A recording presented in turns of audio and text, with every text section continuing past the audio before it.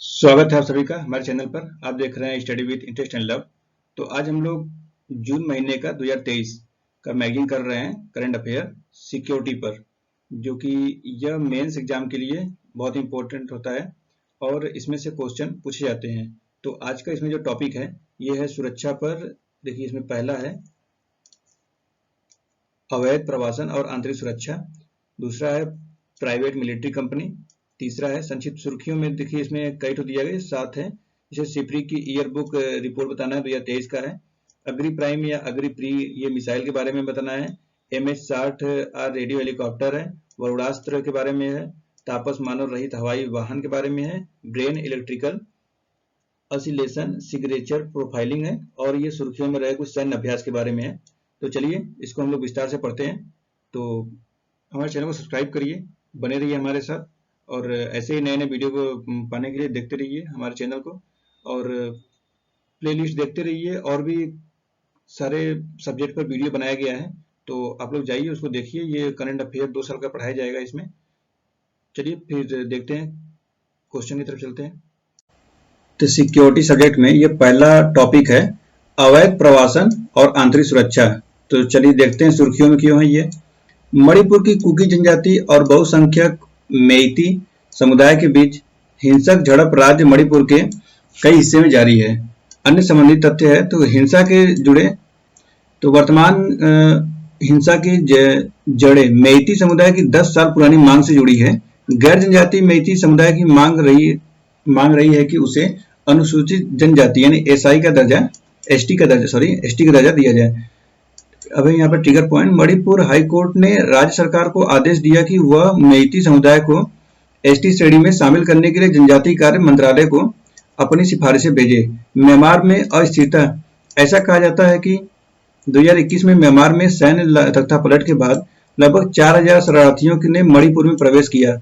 Myanmar से मणिपुर में प्रवेश करने वाले कुकी, चीन, मिजो या जो नी जनजाति समूह के शरणार्थी मिजोरम और मणिपुर के समुदायों से निकटता संबंधित कुकी, चीन, मिजो, नी जाति से समूह में निम्नलिखित जातियां शामिल हुई हैं। जैसे इसमें है लाई, तिदिम जोमी, लूसी, हुलालंगो।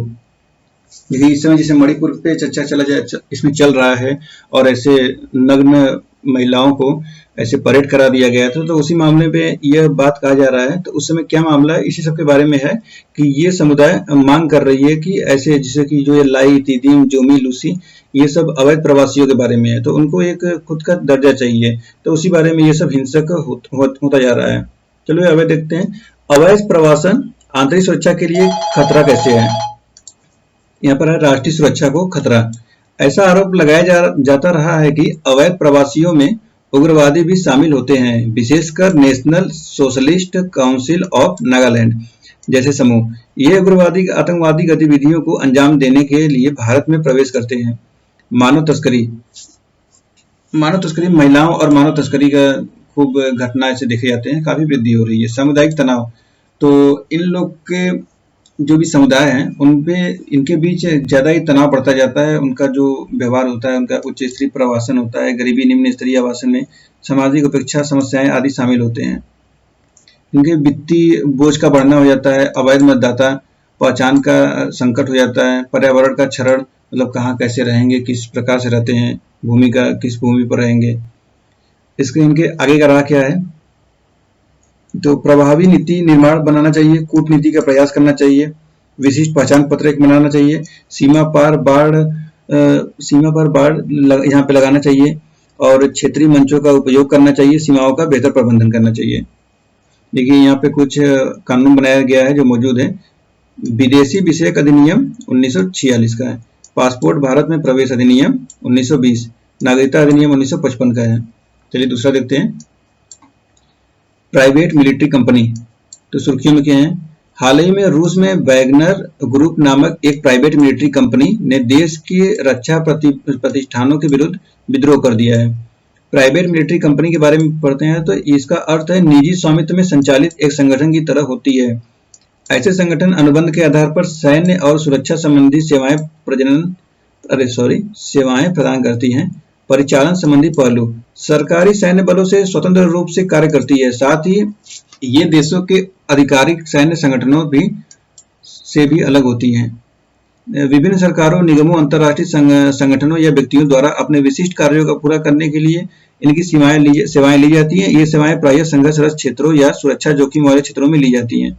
मतलब ऐसे मिलिट्री जो कोई एक पर्सनल का हो और उसे प्राइवेट का हस्तक्षेप रहेगा, सरकार का नहीं, सरकार सिर्फ उसमें नियम कुछ लगा सकती है, तो वही है। इसके कुछ विनियमन है, जैसे कि यह सुनिश्चित करना कि उनका उपयोग कानूनी रूप से वैध और उचित है। यह सुनिश्चित करना कि वे सरकारी नीतियों को कमजोर न करें, जवाबदेह बनाए जाएं। पारदर्शिता सुनिश्चित करना, कानूनी गतिविधियों, गैर कानूनी गतिविधियों की ओर जाने से रोकना, यह गारंटी देना कि वे किसी भी तरह से राज्यों की संप्रभुता को क्षति नहीं पहुंचाएंगे। अब यहाँ पर आता है प्राइवेट मिलिट्री कंपनी के उद्भव के लिए जिम्मेदार कारक क्या है। तो सुरक्षा की आउटसोर्सिंग है, संवेदनशील मशीनों के लिए उपयुक्त है। जैसे उदाहरण के लिए उन्हें समुद्री डाकुओं से बचाव करने के और अफ्रीका में अवैध शिकारियों से लड़ने के लिए काम पर रखा गया है। तकनीकी प्रकृति है, अन्य हित, जैसे कि निजी सेनाओं को सरकारों या किसी भूमि राजनीतिक हितों से जुड़े विद्रोही समूहों को सैन्य प्रशिक्षण, सलाहकार सहायता या सुरक्षा सहायता प्रदान करने के लिए भी तैनात किया जा सकता है। कानूनी अस्पष्टताएं, निजी सेनाओं की यहाँ पर कानूनी अस्पष्टताएं, जिससे कि निजी सेनाओं की गतिविधियों के संबंध में स्पष्ट अंतर्राष्ट्रीय नियमों और निगरानी का अभाव।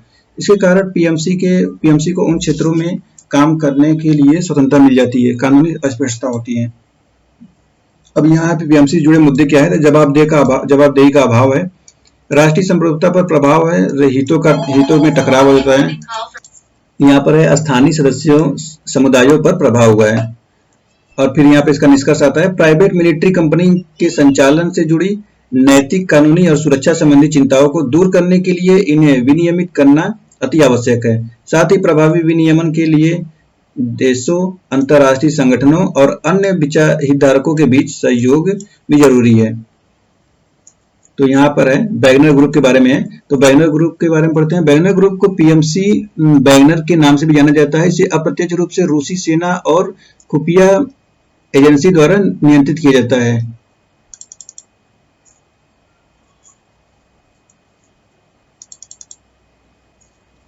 और यहाँ पर है नियंत्रित किया जाता है। यह पहली 2014 में इसको वैगनर को पहचान दिया गया था। पूर्वी यूक्रेन में रूस समर्थक अलगाववादी ताकतों में यह समर्थन कर रहा है और संघर्षग्रस्त अफ्रीकी और अरब देशों में भी इसकी सक्रियता देखने को मिलती है। अंतर्राष्ट्रीय अपराधी संगठन का घोषित कर रखा है इसको। पीएमसी इस्तेमाल करने के अन्य उल्लेखनीय उदाहरण भी, जैसे ब्लैक वाटर वर्ल्ड वाइड को सुरक्षा सेवाएं प्रदान करने के लिए अमेरिकी सरकार का अनुबंधित किया गया था। इसे ब्लैक वाटर वर्ल्ड वाइड को अब एक एकेडमी के नाम से भी जाना जाता है। एग्जीक्यूटिव आउटकम दक्षिण अफ्रीका की एक पीएमसी है। इसे अंगोला में 1990 के दशक में गृह युद्ध के दौरान कार्यरत अंगोला की सरकार द्वारा नियुक्त किया गया था। सैंडलाइन इंटरनेशनल एक ब्रिटिश पीएमसी है। यह 1990 के दशक में अंत में पपुआ न्यू गिनी में कार्यरत था। अंतर्राष्ट्रीय कानून और पीएमसी पर उनका लागू होता है। अंतर्राष्ट्रीय मानवाधिकार संधियां, तो इनके अंतर्गत व्यक्तिगत याचिकाओं और रिपोर्टिंग प्रणालियों का प्रावधान किया गया है। राष्ट्रीय सरकारें इन व्यवस्थाओं का उपयोग स्थानीय या विदेशी पीएमसी द्वारा मानवाधिकार उल्लंघनों से अपने नागरिकों की सुरक्षा के लिए कर सकती है। अंतर्राष्ट्रीय आपराधिक न्यायालय है। राष्ट्रीय सरकार की जिम्मेदारियां हैं। अंतर्राष्ट्रीय मानवतावादी कानून है और international convention against the recruitment, use, financing and training Mercenaries 1989 का है। तो इस प्रकार ये ऐसे है हुआ है। चलिए नेक्स्ट देखते हैं। अब यहाँ पर दिया है संक्षिप्त सुर्खियां। तो इसमें है पहला, SIPRI yearbook 2023। Stockholm International Peace Research Institute यानी सिप्री ने आयुध निरस्त्रीकरण और अंतर्राष्ट्रीय सुरक्षा की स्थिति पर अपना वार्षिक आकलन जारी किया है। वार्षिक आकलन के मुख्य निष्कर्ष, संयुक्त राज्य अमेरिका के पास सर्वाधिक संख्या में तैनात परमाणु वाटर हेड्स है। इसके बाद क्रमशः रूस, फ्रांस और यूनाइटेड किंगडम का स्थान है। तैनात डिप्लॉयड वारहेड्स से आशय मिसाइलों में लगाए गए वारहेड्स या ऑपरेशनल बलों के अड्डों पर तैनात वारहेड्स से है। हालांकि परमाणु वारहेड्स के भंडार की दृष्टि से सर्वाधिक वारहेड्स रूस के पास है। इसके बाद संयुक्त राज्य अमेरिका और चीन का स्थान है। भारत, चीन, पाकिस्तान, उत्तर कोरिया और इजराइल ने कोई परमाणु वारहेड्स तैनात नहीं किए हैं। भारत के पास भंडार में कुल 164 परमाणु वारहेड्स है। परमाणु वारहेड्स की संख्या में गिरावट जारी है। अनुपयोगी हो चुके वारहेड्स को नष्ट करने के कारण इनकी संख्या में गिरावट हुई है। इस रिपोर्ट के अनुसार जहां चीन अपने परमाणु शस्त्रागार के आधुनिकीकरण और विस्तार कर रहा है, तो वही भारत व पाकिस्तान भी अपने परमाणु हथियारों के भंडार का आकार बढ़ा रहे हैं। तो चलिए, अग्रि प्राइम या अग्रि पी, तो चलिए इसके बारे में पढ़ते हैं कि ये क्या है। रक्षा अनुसंधान एवं विकास संगठन यानी डीआरडीओ ने नई पीढ़ी और बैलिस्टिक मिसाइल की अग्रि प्राइम का सफलतापूर्वक उड़ान परीक्षण किया है। यानी कि अग्रि प्राइम जब नाम आए तो यह रखिए कि डीआरडीओ द्वारा बनाया गया है, बैलिस्टिक मिसाइल है। ये दोहरी नेविगेशन और मार्गदर्शन प्रणाली है। ये 2 चरणों वाली है। कनस्तीकृत ठोस प्रणोदक बैलिस्टिक मिसाइल। इसकी रेंज 1000 से 2000 किलोमीटर तक की है। यह अग्रि श्रृंखला की पिछली सभी मिसाइलों की तुलना में हल्की है। भारत की परमाणु प्रतिरोध क्षमता का मुख्य आधार है। अग्रि 1 से लेकर अग्रि 5 तक सतह से सतह पर मार करने वाली बैलिस्टिक मिसाइलों को डीआरडीओ ने डिजाइन और विकसित किया है। अब ये कस्तूरीकृत प्रणाली, तो इसका अर्थ है कि इसे विशेष रूप से डिजाइन किए गए कंपार्टमेंट में भंडारित है और वहीं से संचालित किया जाता है। एपीजे अब्दुल कलाम की मध्य दूरी की बैलिस्टिक मिसाइल अग्रि 1 को भी सफलतापूर्वक प्रक्षेपित कर दिया गया है, जो कि सामरिक बल कमान में तत्वावधान में किया गया है। चलिए, तीसरा है MH-60R रेडियो हेलीकॉप्टर। देखिए MH-60R अगर नाम आए तो ये समझ लीजिए कि ये रोमियो, ये हेलीकॉप्टर है। तो ये स्वदेश निर्मित विमान वाहक पोत INS विक्रांत पर सफल लैंडिंग कराई गई है। ये MH-60R हेलीकॉप्टर के बारे में है। तो इसका निर्माण लॉकहीड मार्टिन कॉर्पोरेशन ने किया है। नाम याद रखिए, लॉकहीड मार्टिन। सभी मौसम में उड़ान भरने वाला एक हेलीकॉप्टर है। अत्याधुनिक वैमानिक और सेंसर से लैस किया गया है। इसे एक साथ कई मिशनों संपन्न करने के लिए डिजाइन किया गया है। चलिए, अब है वरुणास्त्र। तो ये है भारतीय नौसेना द्वारा लाइव वारहेड के साथ वरुणास्त्र का समुद्र के भीतर स्थित लक्ष्य के विरुद्ध सफलतापूर्वक परीक्षण किया गया है। तो ये याद रखिए, जब वरुणास्त्र का नाम आएगा तो भारतीय नौसेना के बारे में याद रखिएगा, ये भारतीय नौसेना के लिए है। ये पोत से प्रक्षेपित किए जाने वाला एक पनडुब्बी रोधी टॉर्पीडो है। इसे स्वदेशी रूप से तैयार किया गया है। ये वरुणास्त्र ये स्वदेशी रूप से बनाया गया है डीआरडीओ। ये पनडुब्बी में लगाया जाएगा। रक्षा अनुसंधान और विकास यानी डीआरडीओ के विजाग स्थित naval science and technological laboratory द्वारा डिजाइन और भारत डायनेमिक्स लिमिटेड द्वारा विकसित किया गया है। चलिए, नेक्स्ट है तपस मानव रहित हवाई वाहन। तपस, तो देखिए तपस क्या है। ये डीआरडीओ, भारतीय नौसेना तथा डीआरडीओ द्वारा विकास संगठन, ये ग्राउंड स्टेशन में INS सुभद्रा पर तपस UAV की कमान व नियंत्रण क्षमताओं से सफलतापूर्वक प्रदर्शन किया गया है। तपस 201 को स्वदेशी रूप से विकसित किया गया है। यह एक मीडियम अल्टीट्यूड लॉन्ग एंडुरेंस है। इसे बेंगलुरु स्थित वैमानिकी किया गया है। यह medium range electro optic, long range electro optic, synthetic aperture radar जैसे पेलोड के अलग अलग संयोजन